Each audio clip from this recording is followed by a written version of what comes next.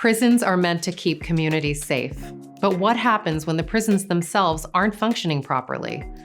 Staffing in America's prisons has become one of the biggest problems facing the justice system. Recruiting and retaining officers is increasingly hard, and the impact reaches far beyond the prison walls. In this episode, Jennifer Doleac talks to Mike Thompson from the Keystone Restituere Center for Justice. It's a policy and research organization that works with correctional agencies across the country to improve how prisons are run, using data and evidence to drive change. They talk about what the scale of the prison staffing problem means for the people working inside facilities, what better-run facilities actually look like, and whether fixing the system could improve conditions and public safety. Here's Jennifer and Mike.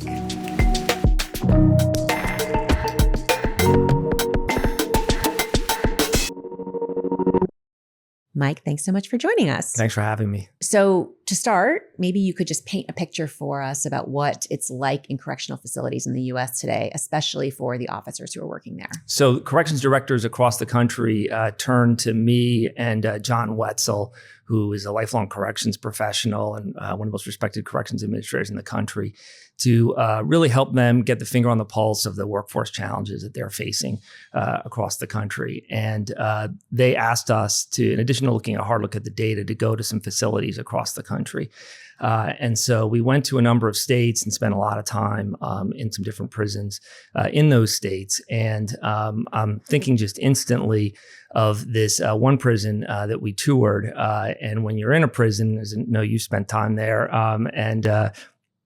when you're there, you're trying to sort of just pass the time because you're just always waiting for people to escort you through different parts of the facility. And so we were sitting there killing time and shooting the breeze with one of the facility managers. And I looked at his desk and he had pictures of kids, and I was just trying to shoot the breeze with him. And so we got to talking about kids because we have kids the same age. And as we're talking, we realized both of our kids decided not to get their driver's licenses too soon. And we're sort of remarking about how different things are today. And that started a conversation. And I was like, so, do your people, some of your kids, some of your employees not drive to work? And he's like, well, come to think of it, we have a lot of staff these days who are actually dropped off by their parents at work. Wow. And I was like, wait, your corrections officers are dropped off by their parents at work? And he's like, yeah. And he's like, sometimes we're doing interviews and their parents come with them to their job interviews. And we're just like, man, kids today, such a different kind of working environment, but these are their corrections officers. So I didn't think too much of it. I was sort of walking outside of the office. And as soon as you walk out of these air-conditioned offices and then you're blasted by the heat, it's like 100 degrees, and then your glasses are fogging up. So we walk over to the housing unit, and I'm with John Wetzel, who's a lifelong corrections guy. I'm more of a politics, communications, policy guy.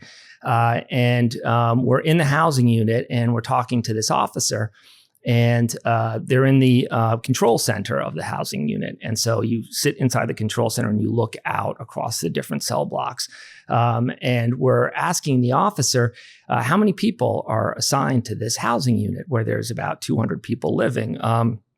And he says, well, in theory, it should be like 4 or 5 people. But we're so understaffed, it's often just me. Wow. And we're like, you inside this control center? And he said, that's right. And we said, how long have you been working today? And he said, well, I'm about 6-7 hours in, but I don't know if my relief officer is going to show up.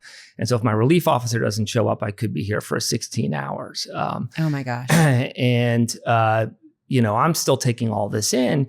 And Wetzel, as I call him, starts asking questions about the housing unit rounds then they have to do, because there's this expectation that you're going out into the housing unit. And he says, so how often are you supposed to be going out? What are you doing with your housing unit tours? He's like, oh, we go out, once every hour, more frequently, to do a round and talk to the people incarcerated. And he's like, but seriously, how often are you getting out? And he's like, no, that's what we're supposed to do. And he has this way of asking more and more questions, right? No, really. Really, right? And he's like, well, man, you're all alone in here. And you walk outside this control center and it's at nighttime and you're walking to the end of the cell block, and one of these people incarcerated has jammed something in their cell door, and they can just throw that thing open, hit you, and you're on your own.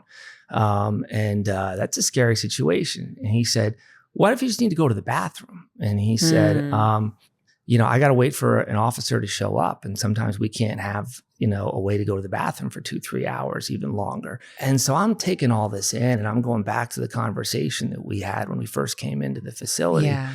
And I'm thinking about my daughter, and they're now 18 years old is the minimum age to work at this facility. About 40% of the staff are female.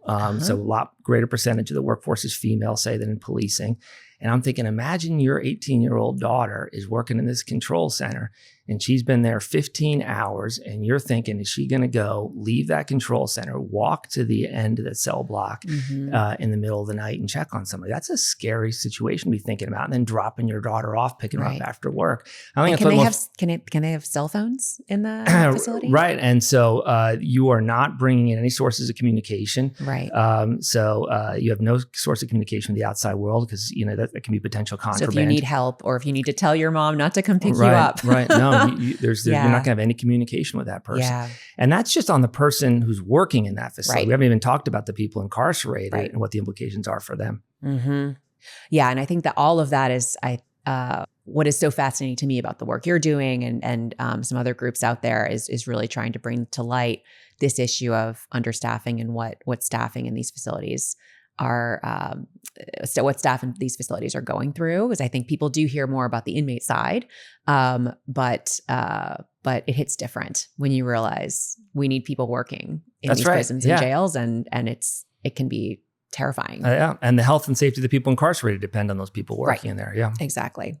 So I think I read in something you all put out that 81% of state DOC leaders, Department of Corrections leaders, agree that workforce issues are their top priority. So it's not rehabilitation, it's not reentry, other goals, which I suppose all depend on the staffing issues, but staffing is basically front of mind. What's your take on the underlying causes here? How did we get to this point? Yeah, I know it's that survey really struck me. It's 81%, as you pointed out, said it's their number one challenge. The remainder of the folks said it's their among their top challenges.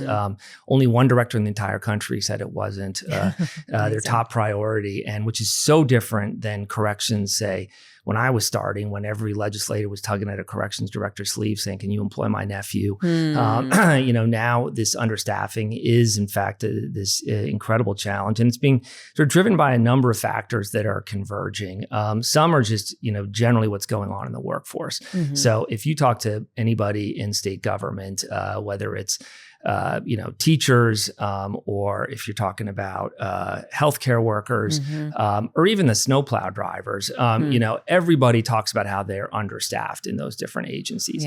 And that's a result of demographics and fewer people for more jobs that are out there. So that's just like one sort of demographic shift. The other reality is that these prisons were constructed in parts of the state designed to kind of create economic development, so in heavily rural areas. And those are the areas where you've had sort of the aging of the population, fewer and fewer people who are younger looking for jobs. So that's just like these demographic pressures, but especially acute in the corrections area. The second is when you got sort of more job opportunities, corrections looks less appealing to a lot of people. We were just describing sort of the realities of the job, but we also know that a corrections officer is far more likely to experience violence than other people. So, for example, twice as likely to experience violence on the job than a police officer. And that's far greater than any other job, like working in an Amazon warehouse. So that's a second big factor. And then a third factor is then, you're going to hit this overtime. And overtime used to be almost like a perk on the job. But now you're going to go in and it's going to be mandatory overtime. You can't just sort of bid for an extra shift or something. Yeah, your replacement just doesn't show up when you're planning to go home. And there is nothing more frustrating to people, especially younger people, people when they're told that they're not going to have their days off and they can't predict their schedules. And if you're talking about young parents who want to be there for, a baseball game on the weekend or whatever. And so that's causing a lot of frustration on the job. And so you add those different factors and you're getting a very high turnover rate on the job. And so what we're seeing in corrections when we talk about just general workforce strains, demographics, difficult working conditions, overtime, you can talk about that in teaching, you can talk about that in healthcare, but it's especially acute in the corrections area. And so we see vacancy rates and turnover rates in every state in a corrections department that far exceed the similar rates of the state agencies in that same state for other sectors. We talk a lot at Arnold Ventures about the corrections crisis, really saying that it is a crisis. And it's kind of scary to think about how this then becomes a vicious cycle, right? You have the understaffing, which means that you've got this one guard who is all alone and maybe worried about violence, and then they quit. Right. And then that means you have even fewer staff, and it's That's just right. even worse for the people who are left, and it just becomes harder and harder. That's absolutely right. That brings us to, what the broader impacts are. There are obviously impacts on the individual staff. This Right. isn't a fun job. Right. We should figure out how to make it, we need more people to be helping run our jails and prisons and make it more appealing for them. But talk about the broader impacts. What are the impacts on on the people who are living in the prisons as well? Yeah. I think when you talk to elected officials, just generally who aren't particularly focused on corrections issues, or if you talk to the public and you say, did you know that corrections is understaffed? And they say, well, I knew that schools were understaffed. I knew that maybe policing, certainly nursing. No, I didn't really know that the corrections was facing sort of a staffing crisis. And like, well, doesn't that concern you? And not really. It's not a great place to work. It's difficult. And so then I realized we've got the challenge of actually explaining to people why they need to care so much about this, why this matters. Absolutely. And what's really interesting is that when you talk about other criminal justice issues these days and why this matters and what we do about it, I feel like you're going to likely start to see a division along partisan lines, along certain ideologies. We didn't used to have that as much 10, 20 years ago, where we started to see some real nice consensus emerge across a lot of issues. But we're seeing divisions again. But when I go through these issues that I'm about to articulate, I find it really interesting that you're not going to find a conservative or a liberal who's going to not feel compelled by at least one or two of the reasons I'm about to cite. So the first is just the general size of the workforce. When you go and bring all state government employees in a room and then you ask them to raise their hands for which agency they work, you will find that the most hands go up to say, I work in the Department of Corrections. So it's maybe the Department of Human Services, but generally, no matter what the state, corrections is your biggest employer, your second biggest employer, hundreds of thousands of employees. So just a huge workforce and lots of families affected, and they are experiencing increased violence and dangerous working conditions. So that's number one. And number two is for the people incarcerated. As we're understaffed, and we talk to people who have loved ones incarcerated, or we talked about community members who are getting ready for somebody to come back out of prison and want to make sure that person's prepared, both in dealing with health issues and addiction and their children. That requires a lot of programming, of course, while the person's incarcerated. And those programs are being cut back because we don't have the officers to take people to those programs, to allow people to come into the facilities. So we've got diminished access to programs. So that concerns some people from some perspectives. A third area is just general public safety. You mentioned the survey that we talked about a little bit earlier. Another fascinating finding from that survey was approximately 1 out of 5 corrections directors saying that they are considering, have already engaged the National Guard, or thinking about pulling in the National Guard because they are so understaffed. And so when you just think about the safety of a community and making sure that people are locked up and it's so understaffed that we're pulling in the National Guard to deal with that, then you got to be concerned about public safety. And then the last issue is a fiscal issue, which is, I mentioned the overtime that's occurring, and that has huge fiscal implications. So just in the state of Texas alone, for example, they're now spending $300 million a year on overtime expenditures alone. And that number has skyrocketed since 2019. It's showing no signs of decreasing. And that's just not a Texas issue. It's Vermont, it's Michigan, it's no matter where you look, overtime expenditures are surging in corrections, and they're growing at a much faster rate than overtime expenditures for any of these other state agencies. So you've got a fiscal issue, a public safety issue, a human issue, a workforce issue. And I find that no matter what your politics are, you're going to find that at least a couple of those issues resonate with you. Yeah.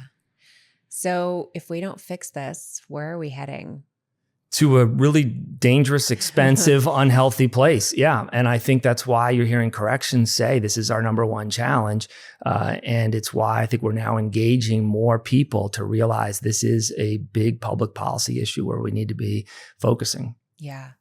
All right. So let's turn to Keystone and what you all are doing to address all of this. Yeah. What are you working on with Keystone, and how are you hoping that that's going to help? Yeah. So, when we look then at what are you doing to address this challenge, and we're talking to corrections directors across the country and state leaders, the number one action people are taking is raising compensation, increasing salaries. And I don't mean just a little. I mean, we've got salary increases from Idaho to Florida, Georgia, where you're seeing salary increases 50, 60, 75% over a few years. So huge increases in salary.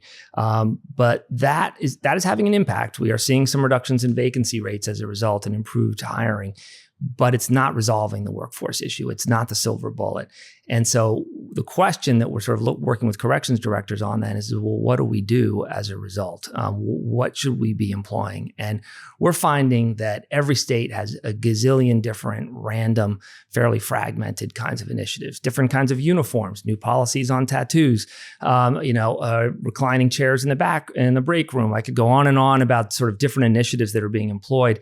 But what directors don't have is much data telling them that this biggest challenge that their system is facing with all these high stakes, any information about what's working and what's not working. I find it really interesting that when you go back 10 years ago, for example, and not a lot of states had recidivism data.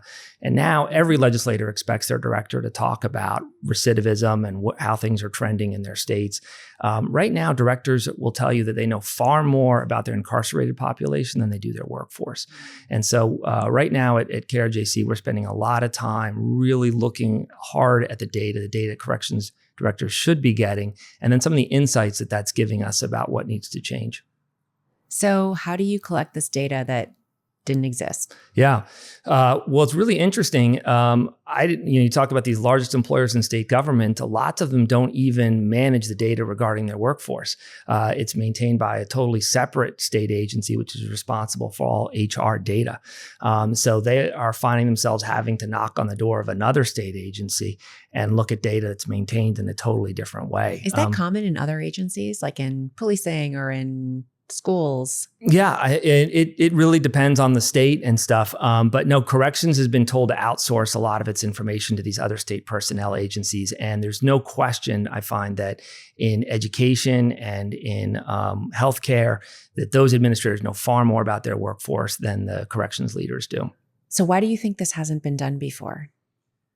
I mean, data, like you said, like we've been pushing for data. Other industries have this data. Yeah. So I was working with corrections directors back in the early aughts and telling them that there was an increased expectation that we know how effective they're being in reducing the likelihood that someone's going to reoffend.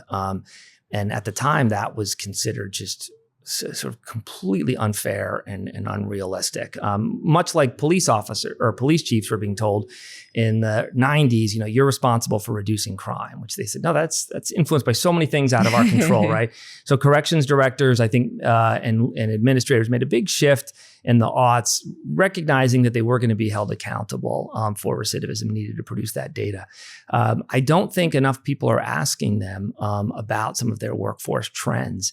And I think think that's what's going to need to change. I think we're going to need outside groups asking more information, legislators, advocacy about what's happening in the workforce. And what they're going to find, and this is where it gets really interesting, is that we don't have necessarily a recruitment problem. We have a retention problem. And what we're seeing through the retention data when we start to really examine it is just how quickly people quit their jobs after they start in corrections.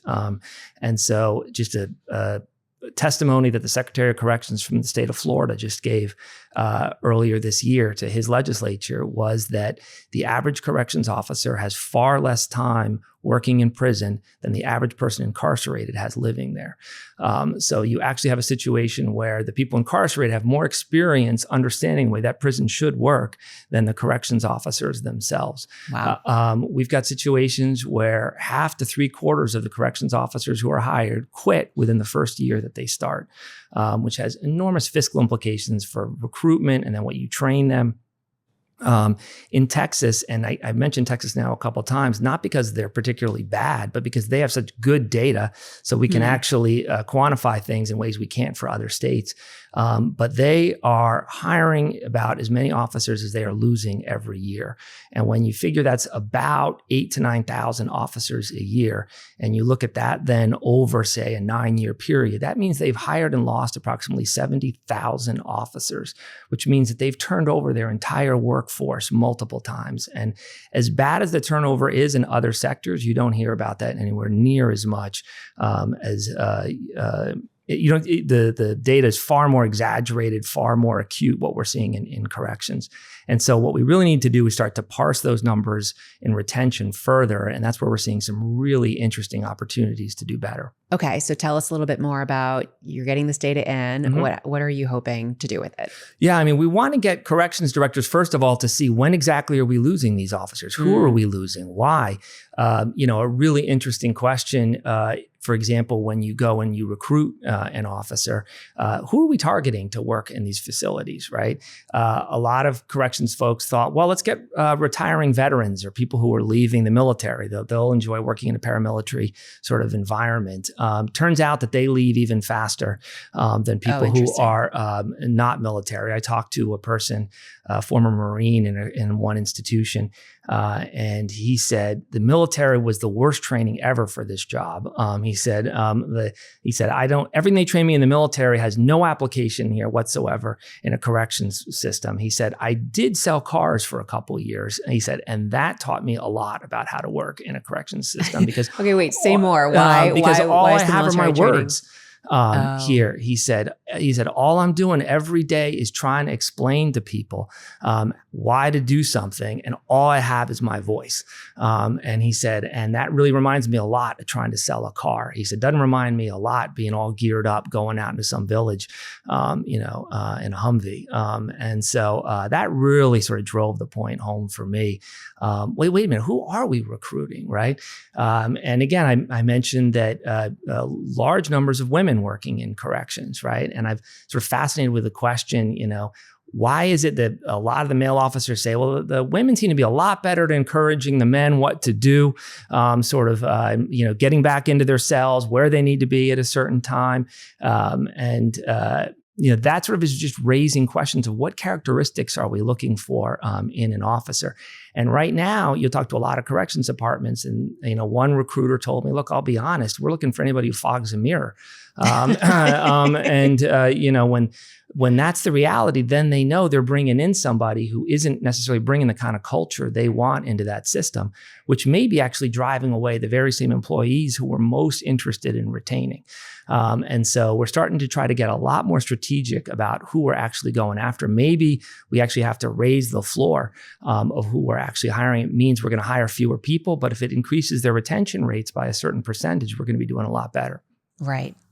Reminds me of a lot of conversations about law enforcement too, where there are also staffing challenges, though not as acute in corrections. We hear more about them. But I think a lot about, if you want to have more people in these jobs, then you need to find a way to recruit more and different people than you have in the past, right? And Correct. so necessarily the messages, the pitches, Yep. maybe eligibility requirements Right. are going to have to be different than Right. what we've tried previously, because we're trying to reach different people than we have in the past in order to expand our net. 100%. I just spoke to an HR director from one large system this week. And she said, historically, we've had billboards of canine units. We got a bunch of officers in uniform, sometimes in tactical gear, hands on hips, saying, come be a part of our family. And that was sort of their pitch. And we realized people are coming in, and then their first day on the job, this is not what I thought I was going to be doing. Yeah, it's just me. Where's the family? Yeah, and I'm not with the canine unit, we're not out there, kicking butt, doing these kinds of things. We're just talking to people, and then we're trying to help them change their lives. And they realize that the people who are actually most motivated probably to work in those systems and stay were people who actually wanted to be engaged in helping people change their lives. Yeah. And so they thought to themselves, is that what we're really advertising? Are we talking about the opportunity to engage with people who want to turn around their lives? Yeah. And that's just a totally different recruitment message and a totally different onboarding experience. And so I think that's like an example of how we might see some culture shifts in some of these agencies, not just because it kind of feels right, but it ends up getting you better retention rates and starts to address those fiscal public safety health issues we were mentioning earlier. It's just a better match for what the job is. Yeah. And along those lines, we're also seeing corrections administrators say, maybe we need to rethink just how we staff a prison altogether, which can really sort of beg the question then of, is there a way to have fewer staff in this institution, but actually make it run better? Because we're seeing two facilities that are nearly identical, within a stone's throw of each other. One's understaffed. The other appears to be fully staffed. The one that's understaffed, though, has a higher retention rate and less violence occurring in the facility than the other one. And the question is like, what is going on? And I talked to a corrections administrator, a director who went to the two prisons because he was so curious as to how these two things could be seem to be this paradox. And he went into the facility that was understaffed, but everybody was showing up for work and people liked working there. And he said to the warden, he said, what are you doing? And he said, well, we've decided to open up the facility, that we used to really be on lockdown because we were so understaffed. And we're actually now allowing a lot more movement across the facility. We're having more programming, a lot of it really directly involving the people incarcerated, actually running some of the programs. It's a totally different model of how we've typically and historically run this institution. It actually requires less staff as well. And the superintendent or the director of corrections said, that violates a whole bunch of policies that we have in our agency. And he said, yes, sir.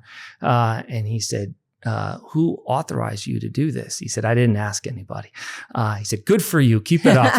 And a lot of directors of corrections say that one of the things that they're worried about is that they've created such a rigid environment that it doesn't really allow a lot of flexibility and innovation. The creativity at the institutional level. Yeah. And it's just with some of the data and maybe some of the oxygen you're giving these folks to maybe think differently, and then some of the data to measure the impact. And I think we can experiment with a whole bunch of new staffing models that are more efficient, get you better outcomes, and we also feel like are much better living conditions for the people incarcerated. So I imagine that some people who are coming from a more liberal perspective might be listening to this and thinking, the last thing I want is to invest more money in corrections and more money in corrections officers. I want a smaller footprint. I want fewer people incarcerated.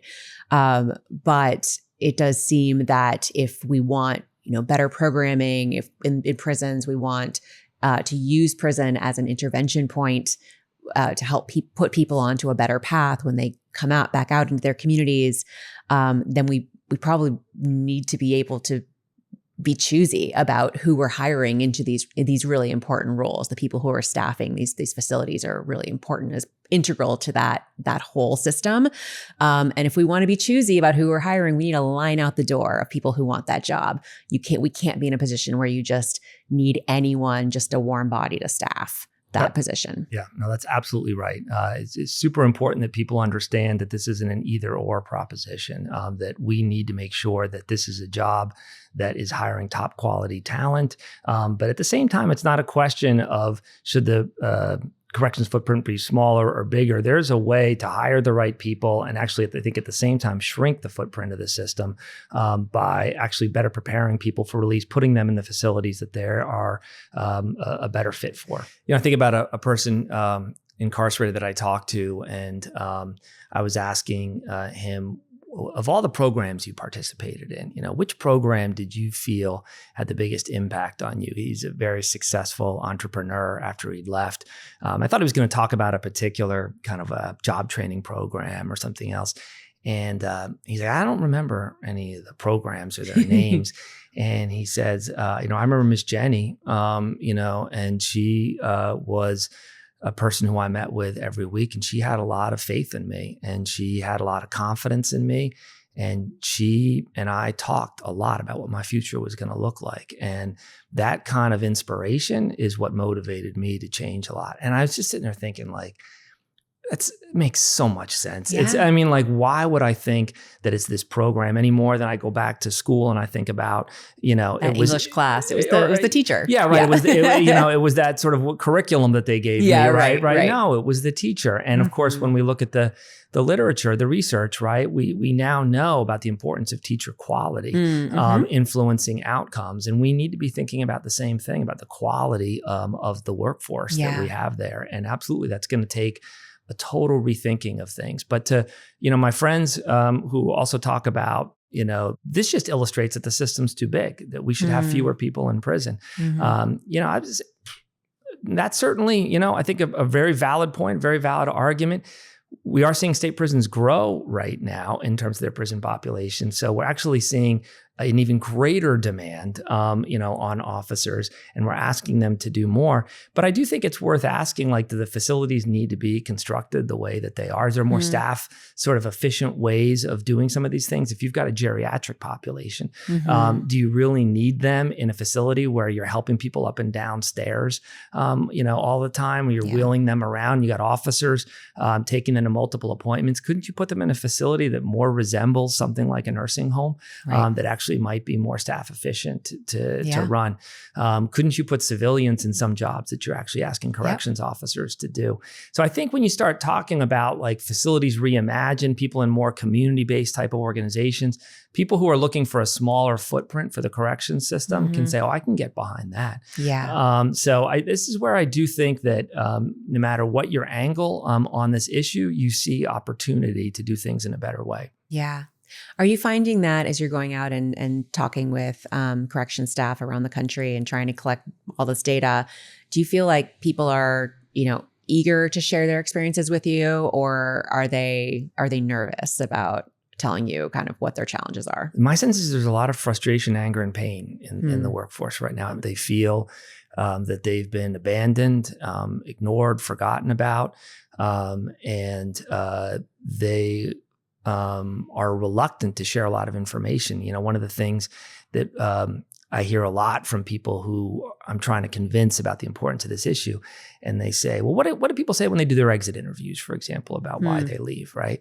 And I'm like, well, first of all, most of these people aren't submitting any exit surveys. They just sort of drive off the lot and they never come back to work. And people only realize that they've quit when they stop showing up. And so they're not filling out any exit sort of surveys. And like, well, what about just surveys of staff generally, like you normally do? I said, in many of these systems, the staff don't have email addresses. So the way you would survey them would be paper and pencil. Maybe you can get cell phone numbers and do some sort of text survey. But the first question corrections or officers are going to ask you is, why do you want this information? How's it going to be potentially used against me? There is not a trusting environment because they're in situations right now where they don't know how long they're going to work. They feel that staff administrators tell them it's going to get better, and it's not necessarily always the case. And so you've got a lot of situations where morale isn't that great among frontline staff. And that's why we feel this is such an urgent issue. And that's why corrections directors are doing everything they can to address it. We're just going to need more people, I think, bringing their weight to the issue. Yeah. So what are you expecting to see from the reports that you're generating here? Well, I'm hoping, first of all, that we can really persuade a lot of different audiences that this is something that they need to care about. Because again, right now, I just don't think there's a lot of public attention on it. And if you go to sort of the shifts that we saw in criminal justice over the 80s, 90s, aughts, et cetera, we really started to engage people in discussions around reentry when they realized how many people were going to be coming home. And the public safety implications, the health implications. Then, when it was around growing prison populations, I think we helped them understand about the implications for state budgets and how much that was going to cost. And it was really when people felt that it had some consequence for them that they started to care more. And I'm hopeful that the report will show them, for the reasons why we were talking about earlier, that they do have a stake in this issue.